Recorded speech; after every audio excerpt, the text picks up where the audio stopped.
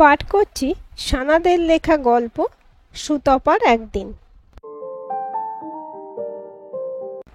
৩৭ বছর ধরে এ বাড়ির দক্ষিণের খোলা বারান্দায় বসে সকালে চাটা খায় সুতপা। আজই প্রথম ব্যতিক্রম হলো। উঠে গিয়েও কিছুতেই আর বারান্দায় গিয়ে বসতে পারল না। পা কোমরে ব্যথা তো ছিলই, শরীরটাও আজ বড্ড দুর্বল লাগছে। ওর আয়া মিতুও অনেক চেষ্টা করেছিল, কিন্তু শরীর ছেড়ে দিচ্ছে সুতপার। মিতু পারে নাকি? আজকের এই দিনেই এমন হতে হলো। নিজের মনেই ভেবে হাসে সুতপা। ধুর, এখন আর এই দিনটার কি মানে আছে? ও মাসিমা, তাহলে কি বেড প্যান দেবো? মিতু চিন্তিত। না, পারবো আমি, একটু পরে ঠিক যাব। মাথাটা খাটের উপর হেলিয়ে সামনের দিকে তাকালো সুতপা। দেয়ালে তথাগত ছবি ঝুলছে, হাসি মুখে তাকিয়ে আছে সে। হঠাৎ একরাশ অভিমান নিয়ে সুতপা বিড়বিড় করে উঠল, তুমি চিরকালের স্বার্থপর। বুকে একটা ব্যথা অনুভব করায় চোখটা বুজে এলো মুহূর্তের জন্য। বিয়েটাও তো করেছিলে স্বার্থের জন্য, আর আমি? কোনোদিন জিজ্ঞেস করেছ? গলা বুজে এলো সুতপার। আজকাল পুরনো দিনগুলোর কথা বড্ড মনে পড়ে। বয়সকালের বাতিক নাকি? সুতপার গায়ের রং বড্ড কালো, তার উপর আবার গালে জায়গায় জায়গায় ব্রণের দাগ, দাঁতটাও ঈষৎ উঁচু। সব মিলিয়ে বিয়ের বাজারে দর বড় কম। পড়াশোনাতেও অষ্টরম্ভা। না ছিল বাবার অর্থের জোর, না ছিল মেয়ের রূপ গুণ। তাই পাত্রপক্ষ আসে যায়, কনে সাজার হয়ে ওঠে না সুতপার। এই দুশ্চিন্তা নিয়ে বাবাই চলে গেলেন একদিন। দাদাদের সংসারে বোঝা হয়ে থাকে সুতপা। চোখের সামনে চেনা মানুষগুলো বদলে যেতে থাকলো ক্রমশ, এমনকি মাও কিছুটা। ও কি যে গেছে সেই দিন! চোখের জল না ফেলে একটা দিনও কাটত না। সেই সময় এসেছিল সম্বন্ধটা। বরদা রাতে এসে মাকে বলেছিল, ছেলে ভালো চাকরি করে মা, প্রচুর মাইনে, নিজের বাড়ি গাড়ি সব আছে। বয়সটা একটু বেশি, তাতে কি, সুতপাও তো ৩০ ছাড়াতে চলল। সেসব কিছু না, দোষের মধ্যে লোকটা দোজবর। বউ মারা গেছে বছরখানেক আগে, 2 মেয়েকে রেখে। একজন 7 বছর আর একজন 3।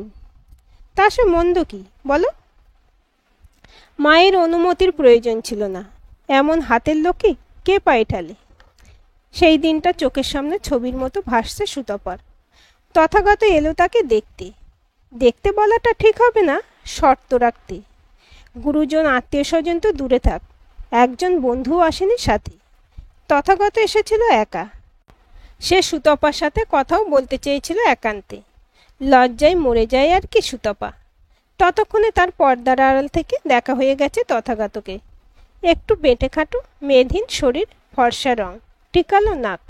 এ তো স্বপ্নের রাজপুত্র। কিন্তু স্বপ্ন ভাঙতেও মুহূর্ত লাগেনি। একা ঘরে স্পষ্ট স্বরে সুতপাকে ওর অবস্থান বুঝিয়ে দিয়েছিল তথাগত। দেখুন, আমি রঞ্জাকে বিয়ে করেছিলাম ভালোবেসে, আর ওকেই ভালোবাসি। দ্বিতীয় বিয়ে করার ইচ্ছে আমার একেবারেই ছিল না। নিজের জন্য সুন্দরী বউ খুঁজতে গেলে পাত্রীর অভাব নেই আমার, কিন্তু আমি চাই আমার মেয়েদের মা। শুধু এটুকুই দাবি আমার। আমি কোনোদিন আপনার অমর্যাদা করব না। শুধু আমার মেয়েরা যাতে মাতৃ স্নেহ পায় সেটাই দেখবেন। আর একটা কথা, যদি আমার মেয়েরা আপনাকে তেমন করে মানতে না পারে, বা আপনার ওদের সাথে বনিবনা না হয়, তাহলে হয়তো, মানে বুঝতেই পারছেন, সেক্ষেত্রে বিবাহিত সম্পর্কটা রেখে লাভ কি? ও হরি, এই জন্য তবে সুতপার মতো কেলে কুৎসিত নিরুপায় মেয়েকে দেখতে আসা। যাকে দেখতে আসার দিনই বিয়ে ভাঙার ভয় দেখানো যায়। কিন্তু রাজি না হয়ে উপায় ছিল না সুতপার। তবে শুধু কি এটাই কারণ ছিল? একটা অমোঘ ভালো লাগাও কি কাজ করেনি রাজি হওয়ার পেছনে? যাই হোক, বিয়েটা হয়ে গেল নমনম করে। তথাগতর মা বাবা কেউ বেঁচে নেই। সুতপাকে বরণ করে ঘরে তুললেন দুঃসম্পর্কের এক কাকি শাশুড়ি। তারপর তিনি নিয়ে গেলেন তথাগতর মেয়েদের ঘরে। বড় মেয়ে টিকলি, ভারী মিষ্টি দেখতে।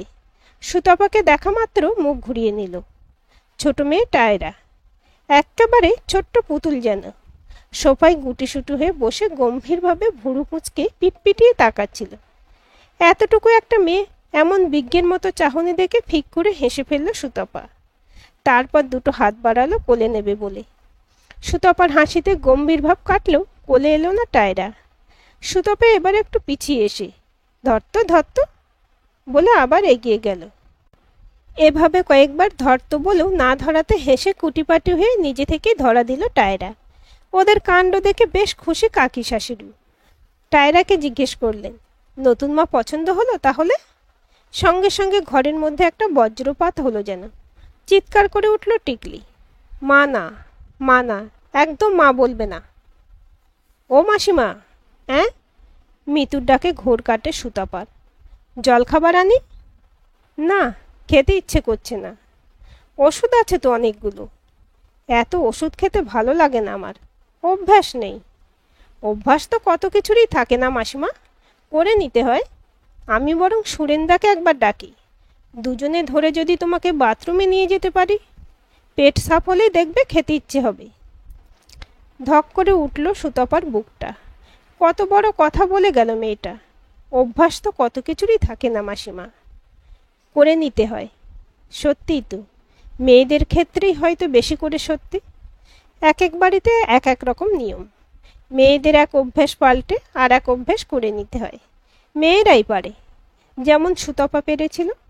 বাপের বাড়ির যাবতীয় দেশীয় নিয়ম ছেড়ে এ বাড়ির সব সাহেবিয়ানা অভ্যাস করে নিতে। কাজ কম নাকি? দুটো বাচ্চা সামলানো কি মুখের কথা? কি দোষী ছিল দুটোই, বাপরে বাপ। তবে মেয়েদেরও বাপ কম কি? এমন ভুলোমনা কাজ পাগল লোক জীবনে দেখেনি সুতপা। হাতের সামনে সব জিনিস মজুত করে দেবার পরও 10 বার মনে করিয়ে দিতে হতো। রান্নার ব্যাপারটা নিজে থেকে কাঁধে তুলে নিয়েছিল সুতপা। না তুলে অবশ্য উপায়ও ছিল না। রান্নার দিদির যা রান্নার ছেড়ে ও নিজেই মুখে তুলতে পারতো না তো। সুতপা রান্নাঘরে ঢোকার পর থেকে মেয়েদের তো বটেই, তথাগতরও খাওয়ার পরিমাণ বেড়ে গেল।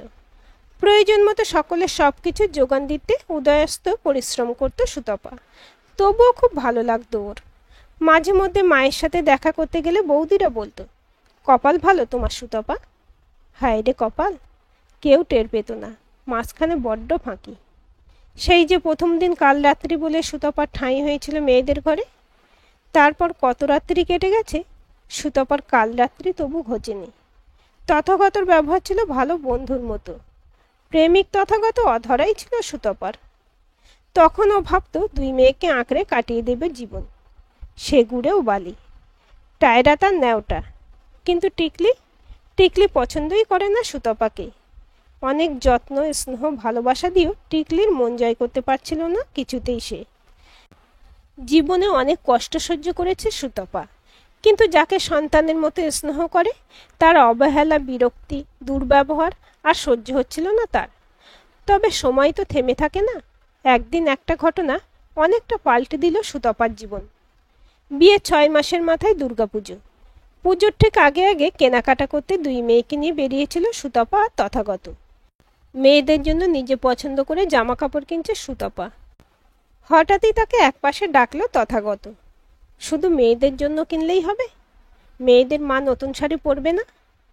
আমার তো বিয়ের শাড়ি অনেক জমে আছে, সবই নতুন। সে থাকুক, এটা আমাদের বিয়ের পর প্রথম পুজো। তোমায় কিছু দেব না হয় নাকি? দেখো তো, এটা পছন্দ করেছি তোমার জন্য। এটা আমার জন্য? নয়তো কি পাশের বাড়ির বৌদির জন্য? পছন্দ কি না বলো? খুব। এটা তুমি অষ্টমীর সকালে পড়লে আমার খুব ভালো লাগবে। সেই মুহূর্তে তথাগত চোখের ভাষা অন্যরকম লেগেছিল সুতপার। চোখের ভুল হতে পারে। সুতপার হাতে সেদিন একটা নীল ঢাকাই তুলে দিয়েছিল তথাগত। কি যে একটা ভালো লাগা অবশ করেছিল সুতপাকে। সেই রাতে মেয়েরা ঘুমিয়ে পড়ার পর চুপি চুপি ঢাকাইটাকে বুকে জড়িয়ে ধরে সুতপা মনে মনে স্পর্শ পেয়েছিল তথাগতর। পরের দিন সকালে আবার নিয়ম মাফিক ছোটাছুটি শুরু। তথাগতর অফিস, টিকলির স্কুল, টায়রার বায়না, নিঃশ্বাস নেওয়ার সময়ও নেই সুতপার। টিকলির টিফিনটা গুছিয়ে ঘরে ঢুকতেই স্তম্ভিত সুতপা। নীল শাড়িটা কাঁচি দিয়ে ফালা ফালা করেছে টিকলি। ধরা পড়ে গিয়ে ভয় পেয়ে থমকে দাঁড়িয়ে রইল মাথা নিচু করে। বুকের ভেতরটা তোলপাড় করে উঠল সুতপার। ওর উপর এত রাগ টিকলির? গলার ভিতরে দলা পাকানো কান্নাটা গিলে নিয়ে স্বাভাবিক গলায় যেন কিছুই হয়নি এমন ভাব করে টিকলির ব্যাগে টিফিন বাক্স ঢোকাতে ঢোকাতে বলল, তোমার প্রিয় চিঁড়ের পোলাও দিলাম, পুরোটা খেয়ে নেবে কিন্তু। সেদিন সবটুকু বুকের যন্ত্রণা, ভেতরে পাথর চাপা দিয়েছিল সুতপা। একটা কথাও উচ্চারণ করেনি, তবু সমস্যা মেটেনি। অষ্টমীর দিন সকালে একটা লাল পেড়ে সাদা তাঁতে কোনো রকমে তৈরি হয়ে অঞ্জলি দিয়ে ফিরেই রান্নাঘরে লুচি তরকারি তৈরি করতে ঢুকে পড়েছিল সুতপা। বড্ড বেলা হয়েছিল, খিদে পেয়ে গিয়েছিল মেয়েদের। খাওয়ার টেবিলে তথাগতকে লুচি তরকারির প্লেটটা দিতেই ঠেলা দিয়ে সরিয়ে দিল তথাগত। কি হলো? সুতপা অবাক। আমাকে এভাবে অপমান না করলেও পারতে। তোমাকে অপমান করেছি? আমি কি করেছি আমি? সেদিন যে শাড়িটা পছন্দ হয়নি আমাকে তো বললেই পারতে সুতপা, আমি অন্য শাড়ি কিনতাম। বিয়ের পর প্রথম তোমার জন্য একটা জিনিস নিজে হাতে করে কিনলাম, আর তুমি সেটা। একটা পিন পড়লেও শব্দ হতো ঘরে, এমনই নিস্তব্ধ। আর চোখে সুতপা লক্ষ্য করে টেবিলের অন্য প্রান্তে বসে আছে টিকলি। ওর মুখটা ভয়ে রক্তশূন্য। দেখে মায়া হলো সুতপার। গলাটা যতটা সম্ভব স্বাভাবিক করে হেসে বলল, আমার যা গায়ের রং, সকালবেলা ওই শাড়িটা পরে বেরোলে লোকে ঢিল মারত। আমি আর কোনোদিন তোমার জন্য নিজে কিছু কিনে দেব না সুতপা। তথাগতর যে এতটা অভিমান হবে আশাও করেনি সুতপা, তবে আশাতীত আরও কিছু ছিল। সেদিনই দুপুরে রান্নাঘরে গুটি গুটি পায়ে এলো টিকলি। ওকে চুপ করে একপাশে দাঁড়িয়ে থাকতে দেখে জিজ্ঞেস করলো সুতপা, কিছু বলবে? বাবাকে আমার নামে নালিশ করলে না কেন? তুমি বকুনি খেলে আমার ভালো লাগে না, তাই। তোমার শাড়িটা যে কেটে দিয়েছি আমি, তোমার কষ্ট হয়নি? খুবই হয়েছে, কিন্তু জানো তো টিকলি, তার থেকে অনেক বেশি কষ্ট হয়েছে তুমি এত বড় অন্যায় কাজটা করেছো বলে। কেন করলে? তুমি একবার মুখে বারণ করলেই তো পারতে, আমি পরতাম না শাড়িটা। তুমি আমাকে বকলে না কেন? তোমাকে বকতে আমার ভালো লাগে না মা। তুমি আমাকে তুমি বলো কেন? ফুঁপিয়ে কেঁদে ওঠে টিকলি। আমাকে টায়রের মতো আদর করো না কেন? তুমি যে পছন্দ করো না। আবার আবার তুমি বলছো? আচ্ছা যা, এবার থেকে তুই বলবো। আমি তোমাকে নতুন মা বলে ডাকবো? সেদিনই মা মেয়ের ভাব হয়ে গিয়েছিল, আর নতুন শব্দটা খসে পড়া সে তো ছিল শুধু সময়ের অপেক্ষা। তবে সেদিনের ঘটনা আরও একটা দরজা খুলে দিয়েছিল সুতপার সামনে। সন্ধ্যায় মেয়েদের তৈরি করে সুতপা নিজের জন্য শাড়ি বাছতে যাবে, তখনই দরজায় তথাগত। ভেতরে আসবো? তুমি গেছিলে কোথায়? মেয়েরা কখন থেকে বেরোবে বলে বায়না করছে। এটা আনতে গিয়েছিলাম। কি এটা? সেই একই রকম শাড়ি যেটা আমার মেয়ে কেটে ফেলেছে, খুঁজে খুঁজে কিনে আনলাম। তুমি মানে? দুপুরে রান্নাঘরে তোমার আর টিকলির সব কথা শুনেছি আমি। সত্যি সুতপা, তুমি সত্যি আমার মেয়েদের মা। কথা বলতে বলতে এগিয়ে এসে সুতপার দুই বাহু স্পর্শ করে তথাগত। প্রথম ছোঁয়ায় কেঁপে ওঠে সুতপার সমস্ত শরীর।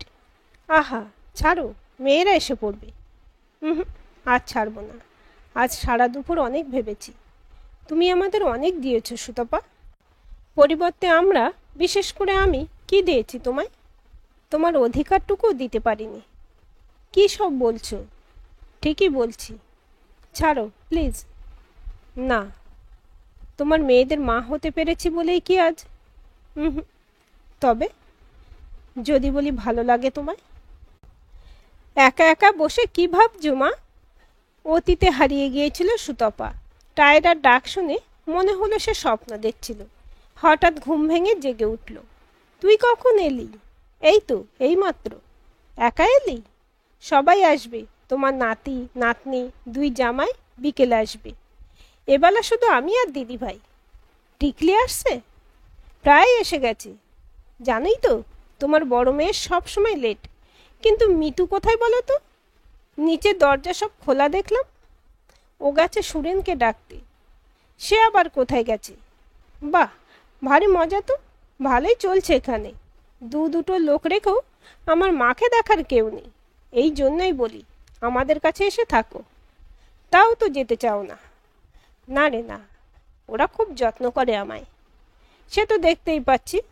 তোমাকে একা রেখে দরজা কপাট খুলে কোথায় গেছে সব, কোনো পাত্তা নেই। মা! সশব্দে প্রবেশ করে টিকলি জড়িয়ে ধরে মাকে। ওরে ছাড় ছাড়, আজ তোদের কি ব্যাপার? এত ফুলের মালা কিসের? জানো না আজ কী দিন? মায়ের কানের কাছে মুখ নিয়ে ফিসফিস করে কিছু বলে টায়রা। দূর, তোর বাবাই নেই, বিয়ের দিন পালন করে কি হবে? ওই তো, শুধু ওটাই মনে আছে, বিয়ের দিন। বিয়ের দিন তো বটেই, আর বাবা না থাকলেই বাকি, দিন তো পাল্টে যায় না। আজকের দিনে কি ওকে ছাড়া কিছু ভালো লাগে? জানি তো মা, তাই তো আমরা আসি, বলে টিকলি আবার জড়িয়ে ধরে মাকে। তাছাড়া আজকের দিনটার আরও একটা বিশেষ মানে আছে আমাদের কাছে। সে আবার কি? অবাক লাগে সুতপার। হ্যাঁ মা, আজকের দিনটা এসেছিল বলেই আমাদের জীবনে তুমি এসেছিলে। তুমি না এলে আমাদের কি হতো মা? বলে টিকলি। অন্য কেউ কি তোমার মতো এত ভালোবাসতো আমাদের? যোগ করে টায়রা। পাগলি দুই মেয়ে আমার। সুতপার চোখের জল। এক সময় না বুঝে কত খারাপ ব্যবহার করেছি তোমার সাথে। টিকলির গলাটা ধরে আসে। সে বলতে থাকে, আজ যখন নিজে সংসার করছি, নিজে মা হয়েছি, প্রতি মুহূর্তে বুঝি তুমি কি হয়েছে। থাক, এবার কান্নাকাটি শুরু করবি বুঝতে পারছি দুই বোনে। একটু শর্ত তোরা, মনে হচ্ছে উঠতে পারবো এবার আমি। কোথায় উঠবে? চলো ধরছি। একটা হাত ধরে টায়রা। চলো বাথরুমে যাবে? চলো নিয়ে যাচ্ছি। অন্য হাতটা ধরে টিকলি। অনায়াসে উঠে দাঁড়ায় সুতপা। ধীর পায়ে এগোতে থাকে তথাগত ছবির দিকে, আবার তাকায়। মনে মনে বলে, না, তুমি খুব স্বার্থপর নও। আমার শেষ জীবনের অবলম্বন এই দুই মেয়ে, সে তো তোমারই দান। আজকের এই গল্পটি আপনাদের কেমন লাগলো কমেন্ট করে জানাবেন। ভালো লাগলে অবশ্যই একটা লাইক দেবেন আর চ্যানেলটি সাবস্ক্রাইব করে সাথে থাকবেন।